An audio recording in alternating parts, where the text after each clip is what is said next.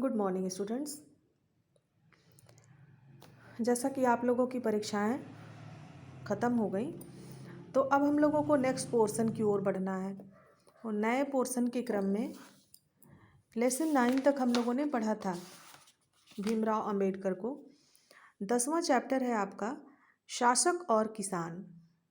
शासक और किसान नाम की कविता जो है वो मैथिली शरण गुप्त द्वारा रचित काव्य, बहुत बड़ा काव्य है इनका, साकेत, इसके 9वें सर्ग से अवतरित है। इसमें विरह की लंबी अवधि में उर्मिला के मन में अनेक प्रकार की विचार तरंगे उठती हैं।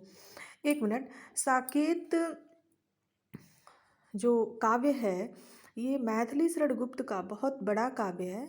उसमें राम जब वनवास के लिए जाते हैं, श्री राम, उनके साथ लक्ष्मण भी जाते हैं और सीता भी साथ होती हैं। तो लक्ष्मण की पत्नी का नाम है उर्मिला।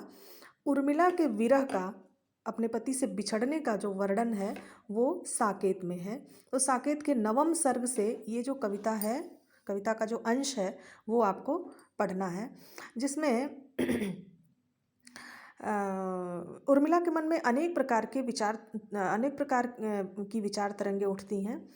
तो ये जो अंश है इसमें शासक वर्ग के जीवन की कठिनाइयों तथा बुद्धिजीवियों के अहंकार को व्यक्त करते हुए कृषक जीवन को, यानी कि किसानों के जीवन की सरलता और महत्ता को प्रतिपादित किया गया है। प्रकारांतर से यहाँ कवि ने औद्योगिक सभ्यता के स्थान पर कृषि सभ्यता की उपयोगिता का प्रतिपादन किया है।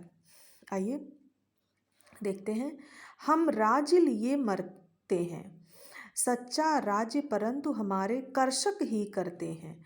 जिनके खेतों में है अन्न, कौन अधिक उनसे संपन्न। पत्नी सहित विचरते हैं वे, भव वैभव भरते हैं। हम राज्य लिए मरते हैं।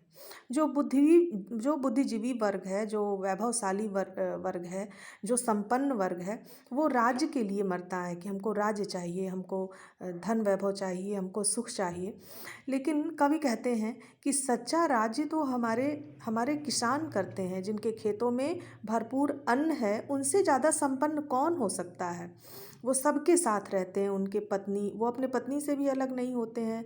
दिन में खेतों में काम करते हैं, शाम को अपने घर आते हैं, अपने पत्नी और बच्चों के बीच बैठते हैं, धन वैभव भरते हैं। संसार में खाने की वस्तुएं जितनी भी प्रतिपादित